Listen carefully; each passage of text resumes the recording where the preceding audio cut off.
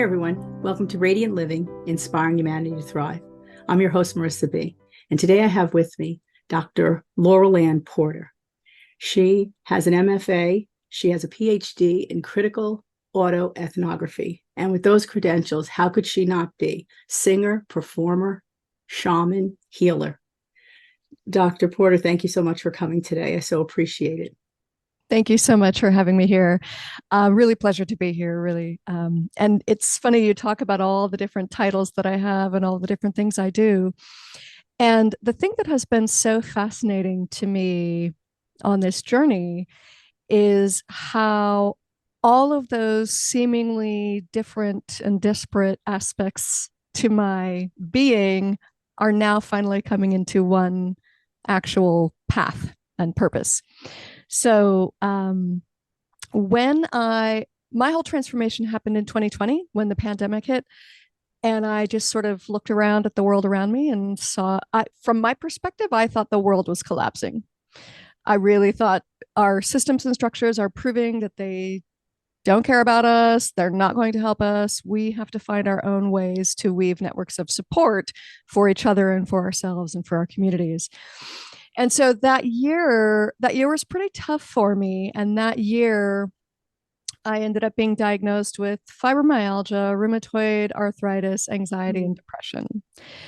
And somehow I figured out how to take a medical leave of absence because they don't really tell you how to do that. Yes. HR gives you the forms and they just say, go fill them out. And it was actually my creativity that was the thing that really saved me. And when I was, sort of looking at the political reality of the world and, feeling like everything was collapsing, my partner, I ended up finally creating an album that we had been wanting to for years. And we always had excuses. We always had reasons why we didn't have time. And so it was actually giving birth to that album of music that had been kind of bubbling underneath our existence for so many years was really the thing that carried me through most of 2020. Well, then, of course, there was a bit of postpartum depression because when you bring forth a creative project like that, if you don't have the next steps, then it can be, kind of it can lead to despair or, whatever is the place we get to. So the other thing that helped me once I figured out how to take a medical leave of absence, and all my work colleagues, they were like, "Oh, we hope you get better." And I thought, well, what if there is no better? What if this is it? What if this is all there is and this is as good as it gets? And so I knew that I needed to figure out a different way of being because I didn't want to go back to whatever I was doing before. So the other thing that helped me was, and for clear semantics, I have a Ph.D. in theater and performance of the Americas, and my primary methodology was critical autoethnography. So for those academics in the house that like to have their T's crossed and their I's dotted correctly, but the critical autoethnography that I studied was designed to ask ourselves why we believe what we believe and whether it's true or not, whether it's actually really true for our authentic selves. And so it asks us to really question where our belief systems came from. And it also asks us to make observations, to really sit and just be the observer in our own lives and ask ourselves, why am I doing this behavior this way? Where is that behavior coming from? And so that really kind of helped me at least get the footing I needed to start figuring out how to heal myself. So then the way it all played out is that was all happening the fall semester of 2020 when I had my leave of absence from my university position. And January was coming up and I wasn't quite sure that I was ready to go back into reality. Yes.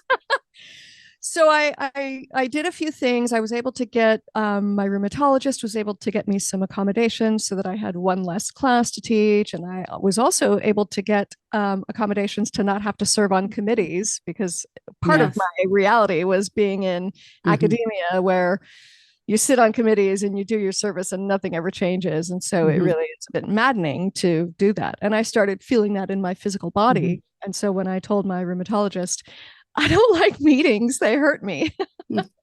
So she actually was able to get me accommodations for that. So then with those tools and those things in place, I took a deep breath and decided to try to go back into my life. But at the same time, I also was doing things like starting to meditate and starting to do the tarot every day. And so once I started realizing that those things were pointing me in a new direction, then I could go, oh, okay. And that's when I started saying, all right, well, I wonder what all of these previous mentors that I've had along the way are doing now. What is the Four Winds Society doing? Because I read his book and wanted to be a shaman 20 years ago. And so I started reaching out. And then during the course of this semester that I was trying to figure out if I still wanted to be an academic or not, was when I started having all these other things open up for me, the shamanic training, the dream tending, and all of these aspects of healing. And at the same time, we were also, I worked at a small university on a small campus. And so we had, there were only, I think, 15 of us on the campus there, 15 professors. And it had been open for, I think, 5 or 6 years, maybe a couple more years than that. And they were calling all of the faculty at that campus the pioneers. And so, as you probably can imagine, when they say you're a pioneer, they want you to do all this extra work. With limited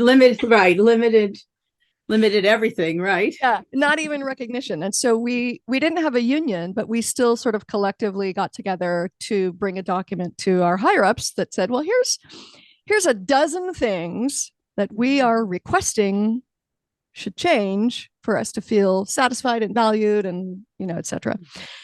And, we sent up the food chain after weeks and weeks and weeks of what I thought was really positive, collaborative decision-making that we were doing.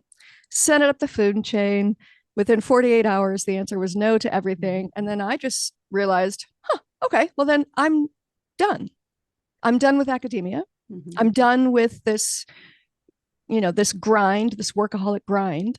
And I just really, I kind of just jumped off the cliff. I said, okay, I'm going to sell my car, pay for shaman school, train as a shaman, start a new business.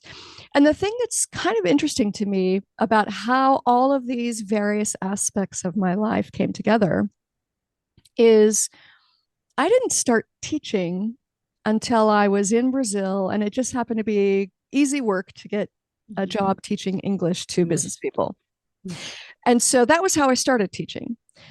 Didn't even think it was going to be anything that would stay with me for a long time. In theater, the skills, I had no idea that the skills I learned in theater were going to end up serving me as a shaman. Because the greatest skills that we have as shamans are our imagination and our intention. And those are two things that we learn as actors, to have an intention when we go into a scene and to imagine our realities. And so it was like all of a sudden, these skills from a totally different reality were coming into play in shamanism and effectively have started allowing me to really just sort of dream a new reality into being, to really call in, how do I want to live my life? How can I create a life for myself that is healthy and vibrant? And it's a process, I'm getting over a week of pain in my lower back from a variety of situations. But the thing that shamanism has taught me how to do is to sit with the pain or the illness or whatever it is, and really ask myself, what is that pain trying to teach me? Because there's usually some kind of lesson underneath it, as much as we don't want to believe there's a gift. Or push it away, right? Or push it away because we really don't want to know. We don't want to know. Oftentimes we just want to, keep going on our same, pathway towards whatever doomsday we're heading for. So it was really sort of gratifying and fascinating to see the ways that even the study of ritual, and even as an academic, being in the field of performance studies, where the field of performance studies is really all about examining our lived experience and how we know what we know through that embodied experience. And academics talk about that all the time, but how many of us are actually doing things? Doing it. Yes, exactly right. And you wouldn't think that there is very definitely a method to that, a method to doing that. Right. And that for me, it sort of happened all kind of haphazardly until I finally realized, oh, I can use my skills in creating ritual. I can use my skills in imagination and intention, and I can use my teaching skills. And here's the other funny thing. During one of my healing processes, I was actually doing some ancestral healing with a woman who focuses specifically on that. And during one of the meditations and visions where I was connecting with my ancestors, a very simple little message came through. And the message was, don't forget to sing.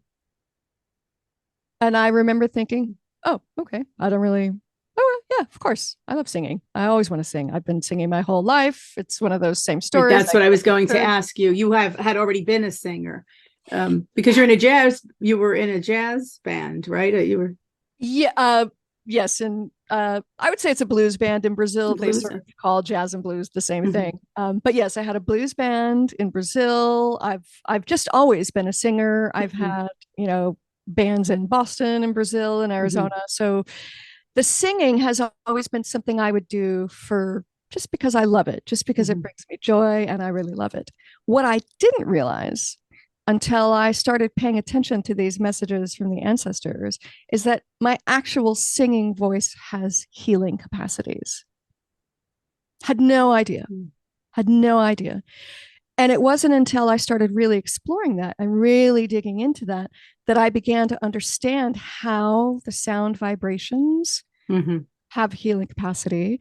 Someone I met, she said, oh my goodness, I just realized that when you sing in the same vibration as love. And when she said it, I sort of, and then I thought, of course it is. I love singing. So and you don't think that yourself, right? You don't think what we know, because of course you're known as the singing shaman. So we know the healing power of your voice. Exactly. But as you're singing, yes, you're singing because you love it, but you don't think, hey, my voice is healing others. Exactly. I didn't realize it until I began to do it on purpose. And people would sort of, like, I even had my very first ayahuasca experience. The person who invited me, he was a guitar player, and we were sort of practicing a bit, thinking that we might do a project together. But when we were at that ceremony, at the very end, he called me over and he said, we're going to sing Feeling Good by Nina Simone, because we had been working up that song. And I said, okay. And so we just started playing and I just started singing. And the shaman that had been running the ceremony, he looked at me like he had no idea what was going on. And he told my friend later, he's like, I don't know how she did that, but she touched something in me that I didn't know was possible to be touched that way. Oh, lovely. Right. And then at another ceremony, a woman looked at me and she said, you just opened a portal with your voice. And I said, oh, apparently I can open portals with my voice. Right. So something I just didn't ever realize was possible was suddenly being presented to me as, here, this is a gift of yours. But you've created an entire practice now. I have now. For others. Yes, healing for others. In fact, I'm very excited because I'm right in the middle of the beta group of a transformational program that I call Butterfly Bootcamp. And when I first started planning this program, I initially thought I was going to be sort of a coach healer. But it wasn't until this year that I realized, no, I'm actually teaching people how to do what I do. I'm actually teaching people how to tap their creativity and their innate potential to be a healer, because they teach us that anyone can be a shaman if they just focus their energy and attention and training. So I'm teaching people how to channel works of art that are healing for their community. So for me, it's lovely. It's music. For other people, it might be paintings. For other people, it might be photography, dance, whatever. Because what I realized I started doing when I was in Brazil last year, spent, basically, I gave myself an artistic residency. I didn't realize that's what I was doing. I thought I was going to go down and run an Airbnb down there. But when music kept calling me, I just decided that that was what I was supposed to do. So my album that I just released in March is called Soul Journeying.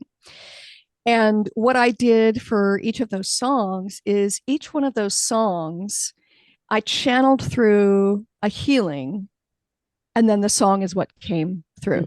And at first, some of them I was channeling through healings of myself. And then at a certain point, you can only do so much healing in a row before you have to just sort of take a break and let things settle. Otherwise, it's too much change and chaos.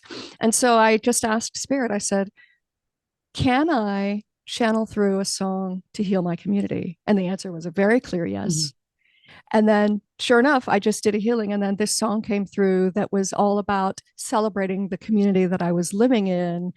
And in a way that it was really gratifying to know that something as simple as a song can actually be carried forward and can help people and can provide them whatever healing they need.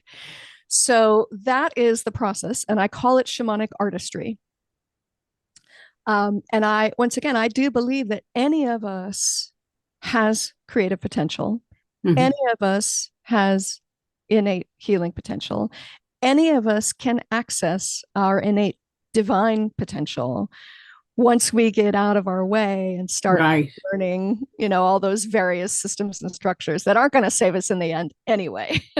Right, exactly. And that we actually concentrate our energy in that direction, because it is true. But I know that you also run retreats to Brazil. Yes. That's something that you have started for others now. Yeah. And I've been doing, so far it's been real small. Like I've been doing kind of one or two or three people at a time, which to me is, I just love the small group dynamic. I love being able to have really intentional moments where we're sharing space, we're allowing ourselves to be vulnerable, we're doing it in a way that feels nourishing.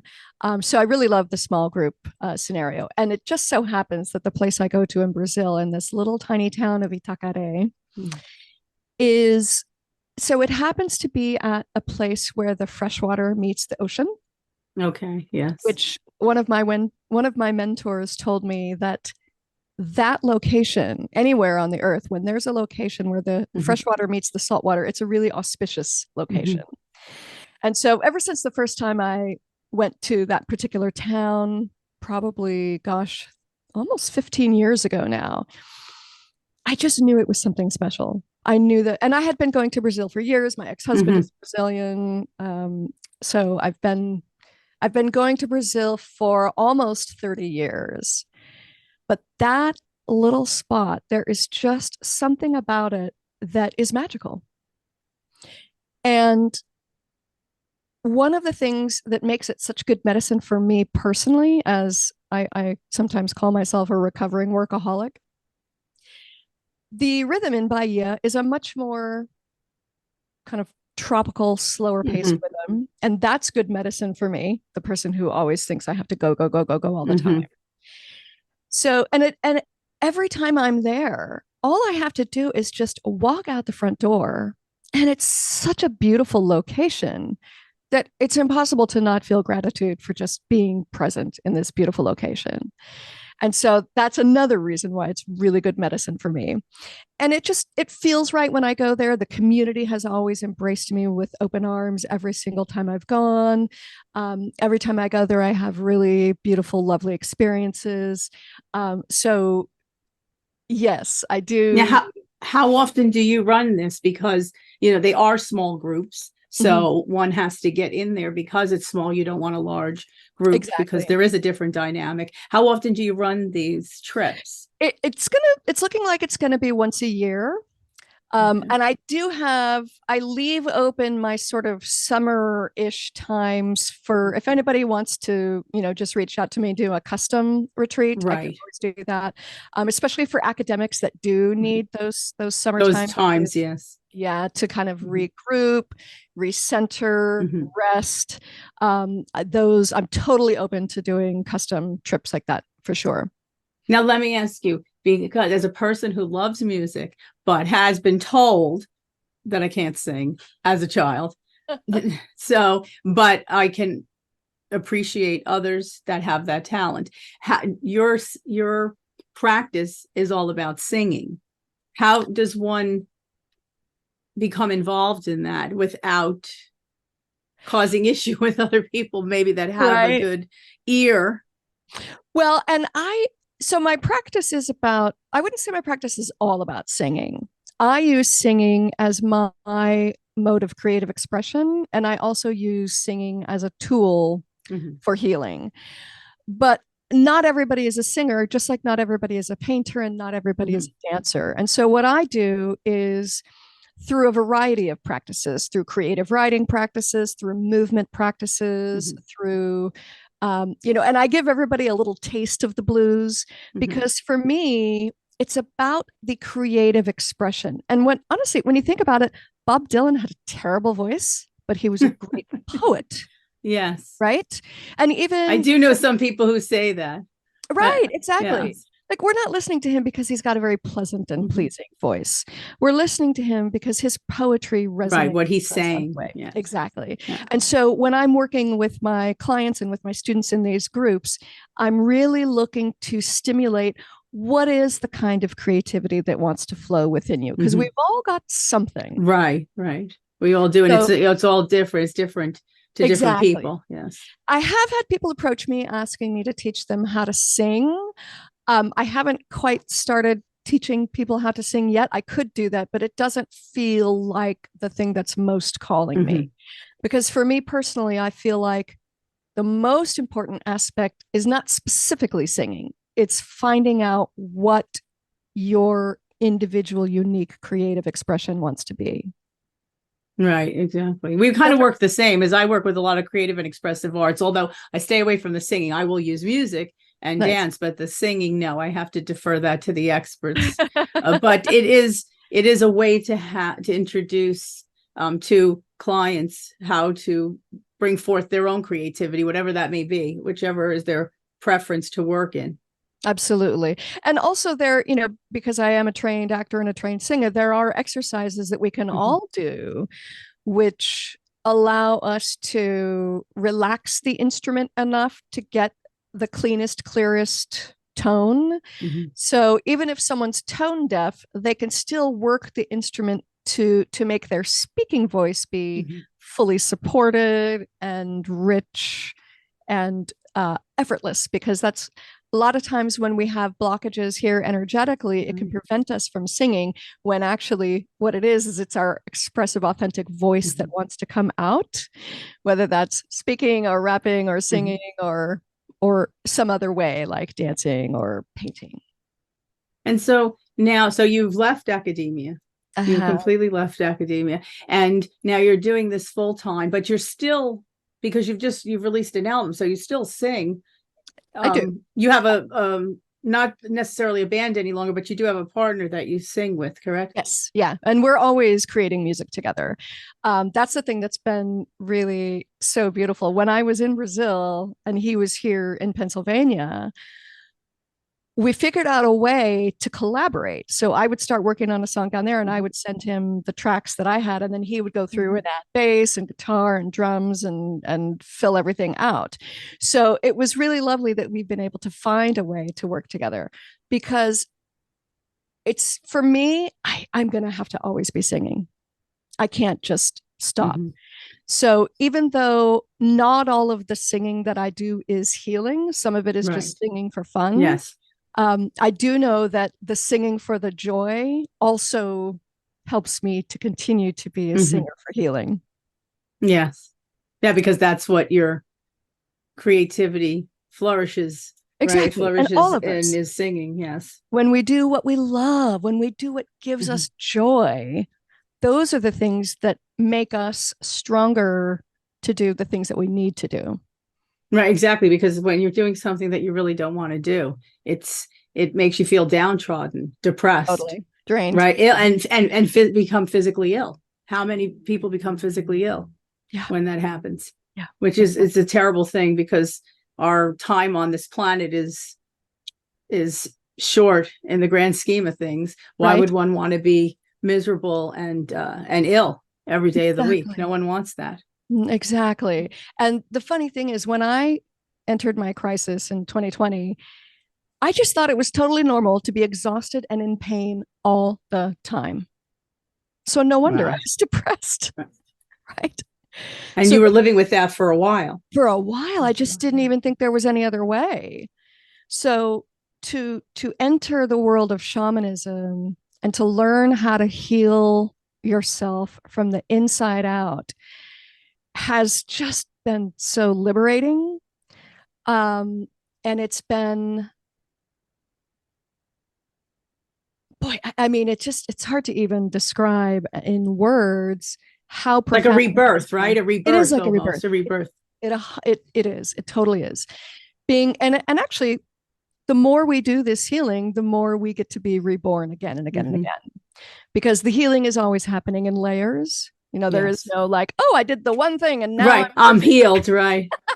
I talk about that a lot with other healers that come on. You're not healed, Right. one and done. It's impossible. It's a Exactly. process. Exactly. It's always a process. And when we approach that process with curiosity, when we approach that process with openness, being willing to be wrong and being Mm-hmm. willing to change our minds about things. And even the hardest thing for me right now, it's not always the hardest. Right now, the hardest thing is when I do have these flare-ups to really sit with the pain Mm-hmm. and go, okay, pain, what are you trying to tell me? And of course, in my case, often it's that I need to rest more and I need to slow down because I'm Mm-hmm. always trying to do too much. And I literally yesterday was like, Spirit, do you mean I should literally do absolutely nothing? Yes. And so I just took like a 4 hour nap. And already it's like, oh, okay, I understand. I understand now. There's no point in me working myself to death because I'm not going to be of service to anyone that way. And I think that so often, though, especially women, they feel almost guilty. Oh, Even yeah. an hour of doing nothing, they feel Right. guilty. Right. Yeah. For all the chronic people pleasers in the audience. Yeah, Mm-hmm. exactly. Even like, so I'm not a sports person, but my partner happens to be a Steelers fan. And so I've actually learned to be grateful for the Sunday afternoon football watching because it's a really good excuse to not do anything. Right. For me that needs it, for me that's like, Mm-hmm. I'm too bored. What am I doing? Why is there nothing to Mm-hmm. do? So, oh, you mean I can just sit here? And relax, right, and watch and enjoy, like be in the moment. Exactly. Exactly. It's so true because so many of us don't do that. Yeah. Yeah. Yeah. So many of us, well, because we get so caught up in what we think we have to do Yes, or what's been told to us or what's been told that to us. should be or Exactly. that should be being done, Right. Right. Exactly. and that's all that programming that's there. All And the sometimes program. when you sit, you feel guilty. It's like a self-imposed guilt.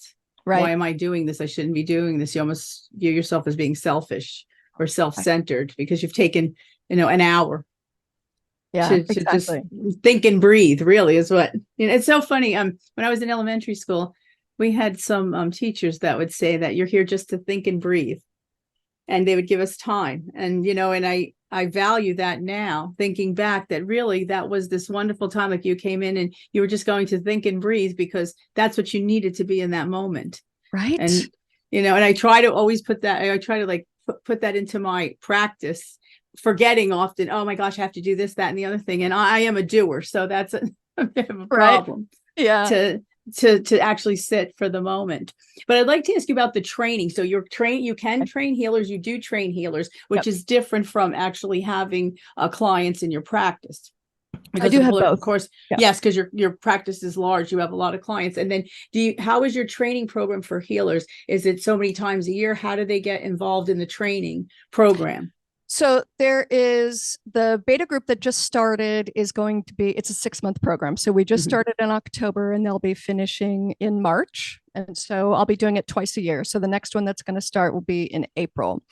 However, I do also have a creative grieving program. Yes, I was going to mention that because I Nice. find that creative grieving is a wonderful concept, and nobody thinks of it that way. Actually, we don't. Many people don't even want to grieve. They don't want to hear about grieving. They don't want to believe that they are in a grieving process. Right. It's almost you're condemned if you're grieving to some extent. So this idea of creative grieving, can you explain to the audience a little bit about it? I think this is wonderful. To. Yeah, it's funny because it was one of those things. Like 5 years ago, someone said to me, "Oh, you're really good at dealing with grief," and I was like, "Am I?"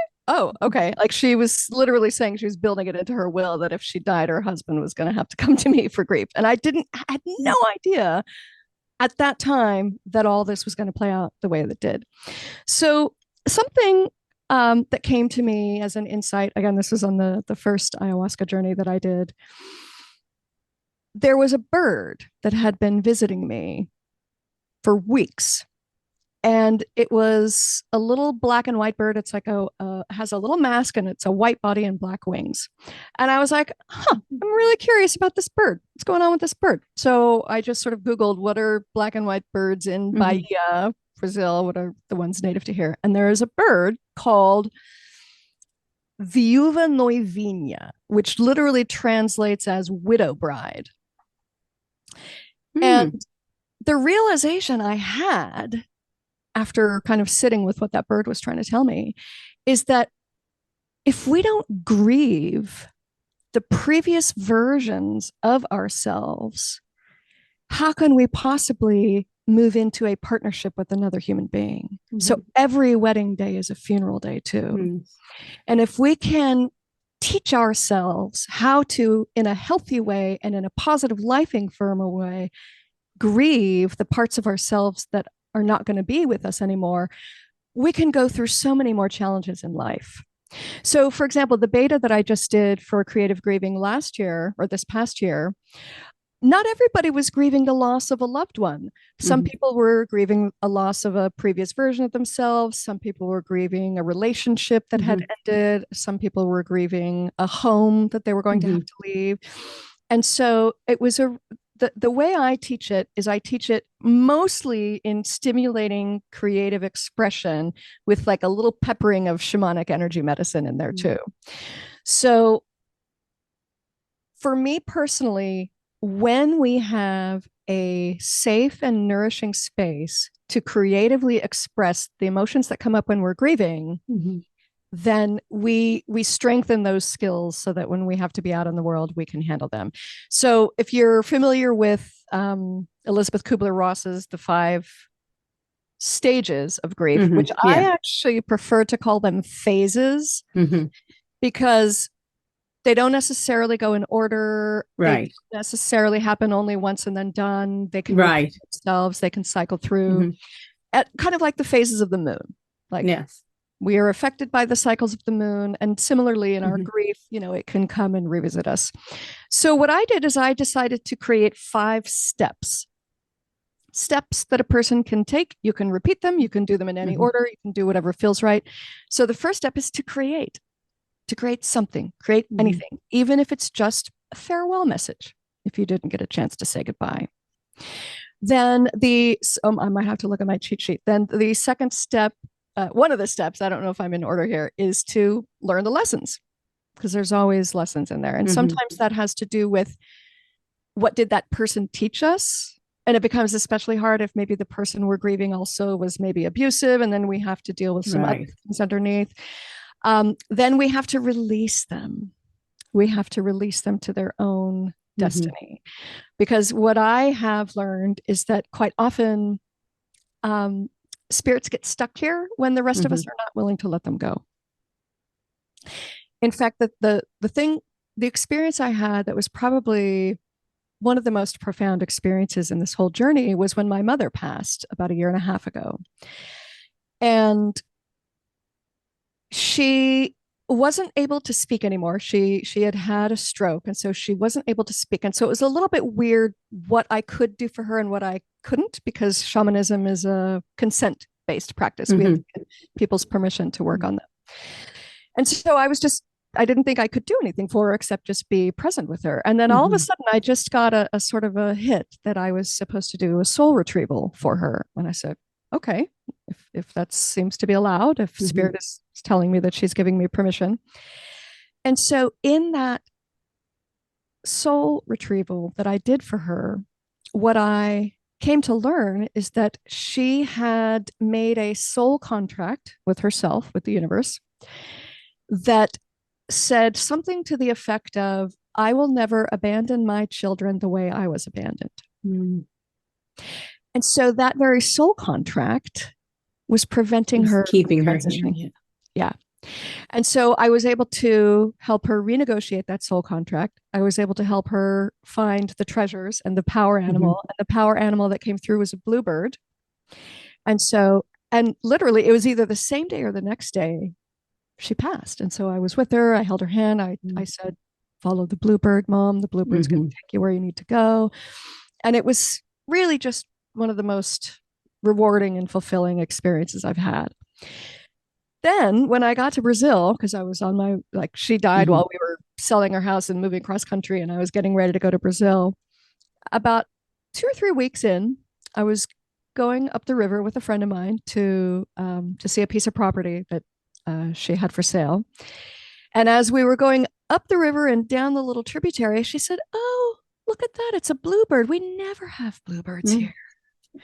And it was just so gratifying knowing that she was there saying hello. Yes, there. Okay, and a song came out of that, and the song is called "Up the River," and I was playing it with the blues band, and it was like a simple little blues song that doesn't even, for me personally, it just like flew off. I just made it up in an improvisation and rehearsal one day, and yet it was just, everybody loved playing it every time. The audience has always really vibed with it really well, and so it's just funny how even without trying much at all, Spirit came through. Spirit gave me the gift of that song that needed to come through. So I didn't realize until this year I was grieving creatively. That whole album that I released was expressions of, because I was grieving so many things: my mother, my home, my new life, my old life. There were so many things all happening at the same time. And so from there, I don't even remember how I decided that it was going to be grief related. So I am starting a new program in December. So for anyone that wants to, and I feel like tapping into our grief and learning how to do that creatively is sort of like baby step skills to shamanism. Yes. So it's a really fantastic kind of introductory way to get to know what this work is about. And because it's through the holidays, instead of doing it as a 6-month program, I'm doing it as a condensed 3-month. So instead of meeting every other week, we'll be meeting every week for 3 months. Because I know for a lot of people, the holidays are sometimes the hardest. Yes, they are indeed for many people. When we've experienced loss in some way. So that one will begin, I think it's on December 8th, so right after the first week of December. And these are all done virtual with all clients. Online. Yep, all through Zoom. Okay. And so I definitely will put that information in the description as well as your website. And I'm interested in the music as well, because you're on Spotify, right? I believe you're on Spotify, your albums, iTunes. Yes. Both the Comfort Food album from 2020 and the Soul Journeying album from March. And then there's also a single from the blues band called 10 Reais is the New Real. It's a song about how people in the community are experiencing inflation, which in Brazil is always a problem. Way more, like, we think we have inflation bad. Right. It's worse in other countries. Yes. Especially. Absolutely. South American countries. And and so you're on Spotify. People can get the albums there. They can listen to, I know there's some clips to hear some of it. And so, but you only have the one song from the band released. From the blues band. You haven't created an album yet for that. Not a whole. I mean, we have about 5 or 6 original songs, but we just haven't put it together. Yes, to record. When I was sending all this music to my partner, he's like, "We can't do everything." Right. Do one project at a time. Yes, it's true. Right, you have to work on one thing at a time. Exactly.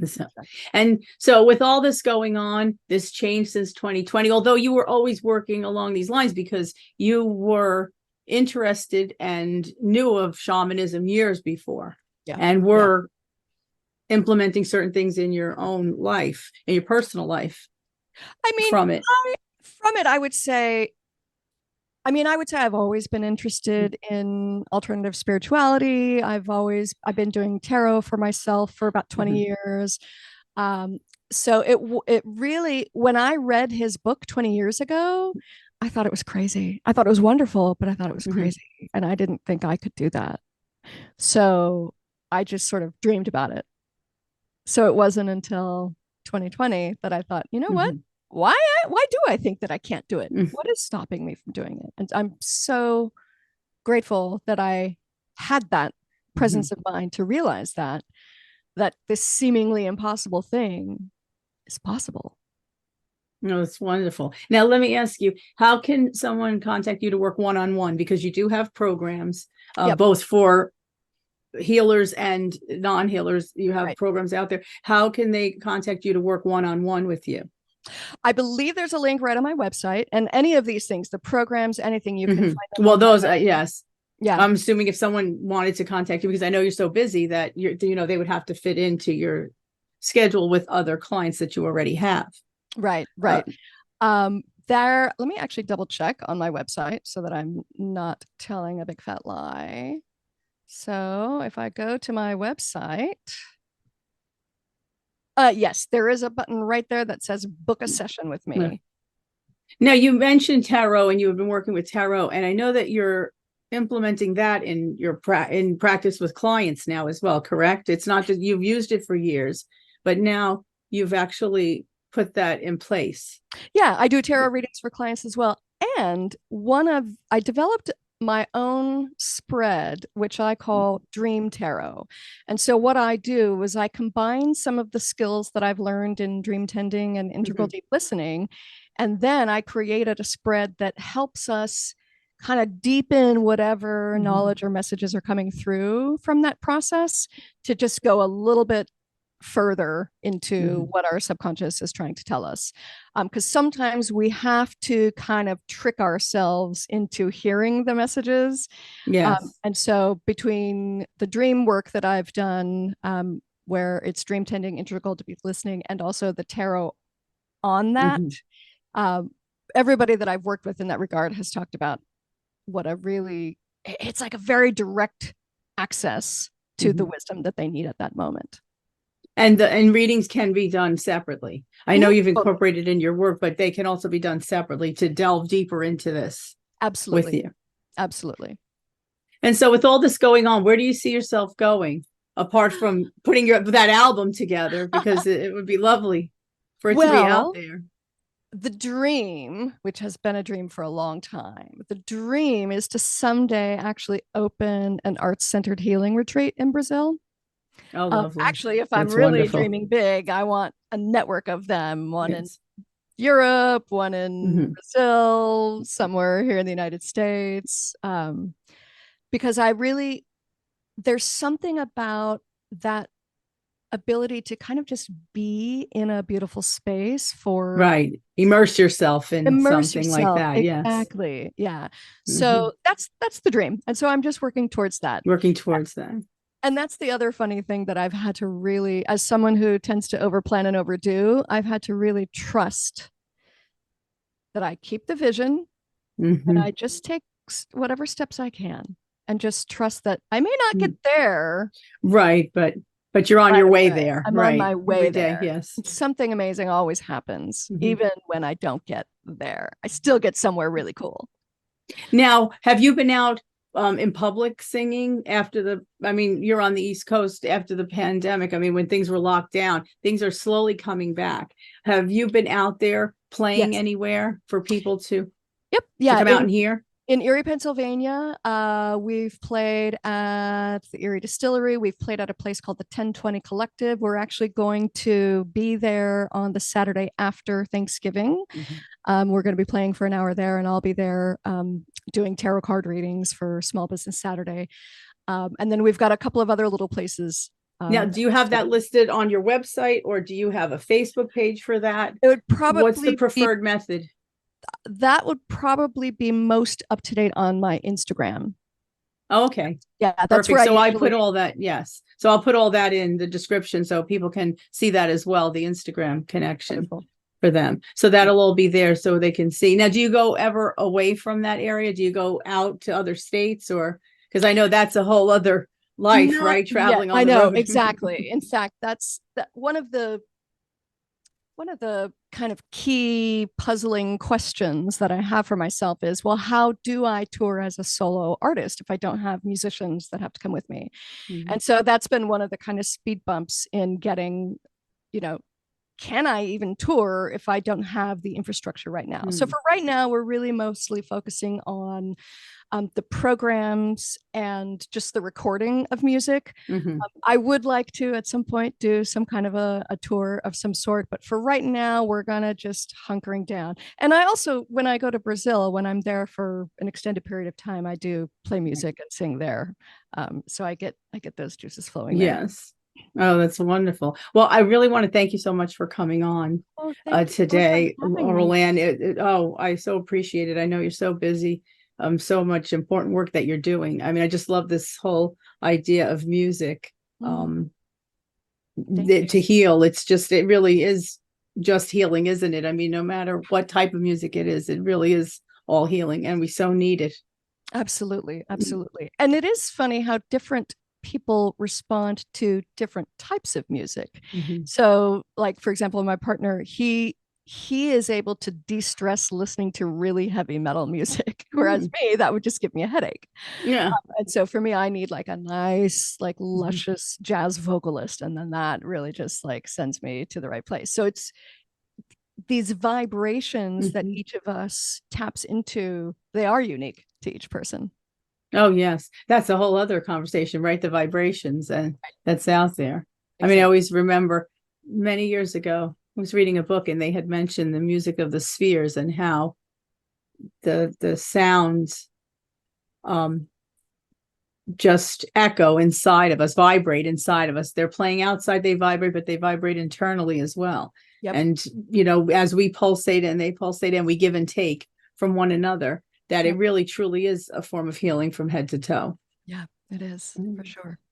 So again, Laurel, thank you so much. I want to wish you a wonderful evening. Hopefully we will speak again soon. There's always another topic to Wonderful. Thank you so much to for tackle. Thank you. Have a appreciate great evening. Bye now. it. Take care.